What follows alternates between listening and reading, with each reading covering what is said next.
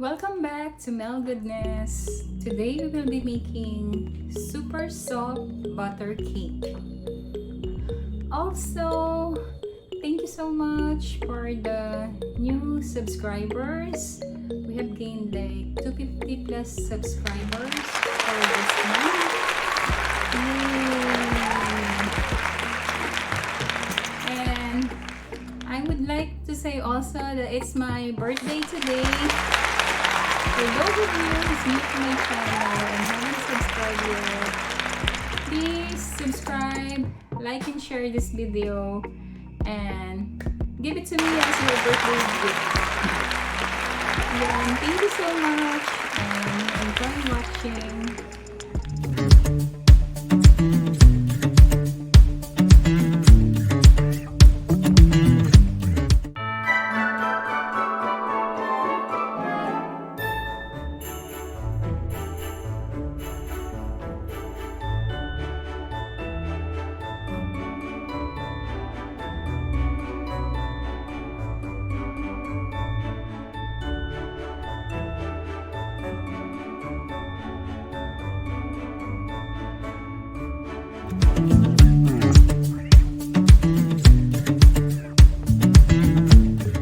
We will be making super soft butter cake. We will be needing the following ingredients. First, we will need 2 cups of cake flour. Okay, we will put it on the strainer to strain any lumps.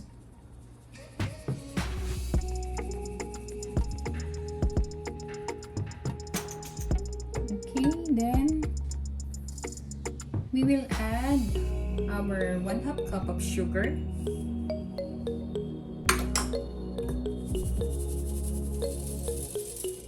Okay,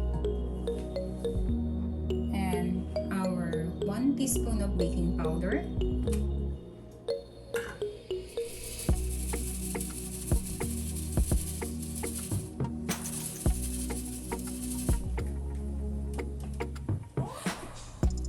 Now it's time to add our wet ingredients to it. We will just make a well in the middle. Okay. And we will put our 5 eggs.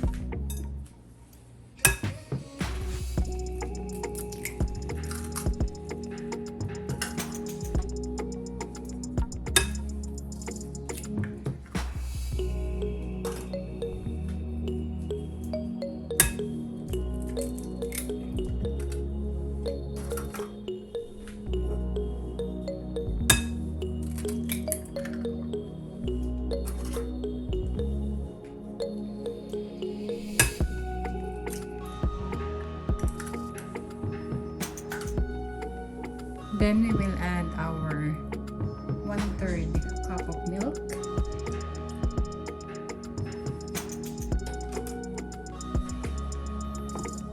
Our 1 cup of butter.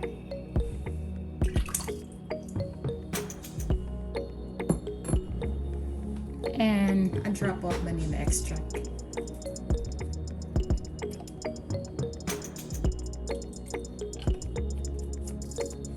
Okay, then we will mix it well together.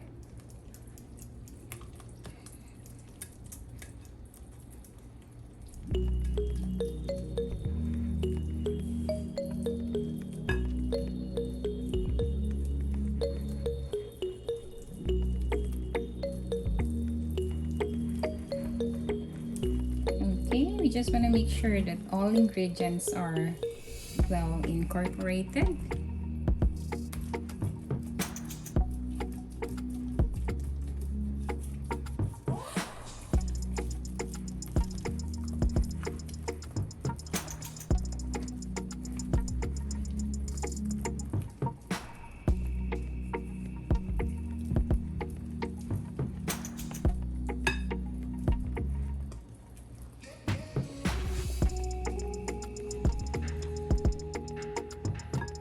Okay, then we will transfer our cake batter into a pan.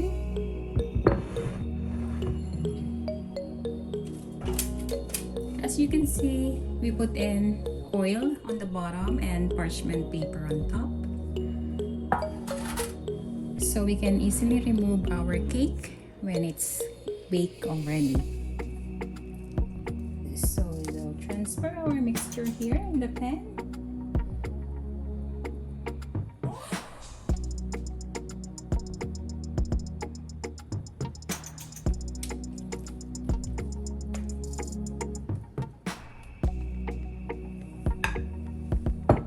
Okay, we want to make sure that we got everything on the bowl.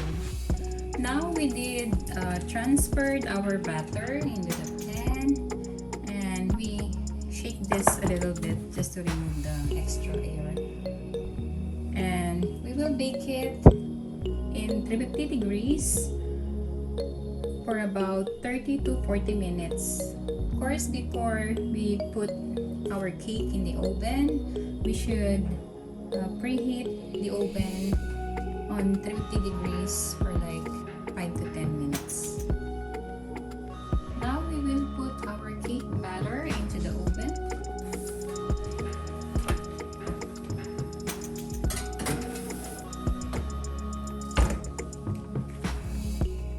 And while we are waiting for our cake to bake, I'm gonna introduce you to the newest member of our family, Robin.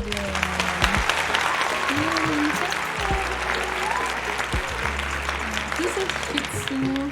He's like 4 months old. When we got him, he's only 3 months old. And now he has grown so big. And we love him like our baby. Now that our butter cake is already baked, we will gonna give it some time to rest, and then we will slice it into pieces and taste it. Now that we did cut our butter cake, it's time to taste. Okay, let me have this.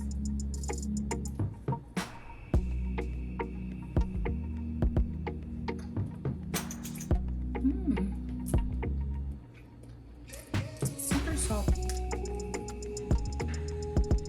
and it's delicious.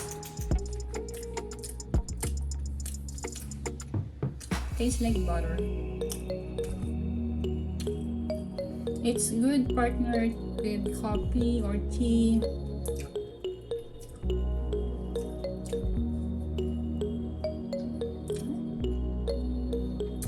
Okay.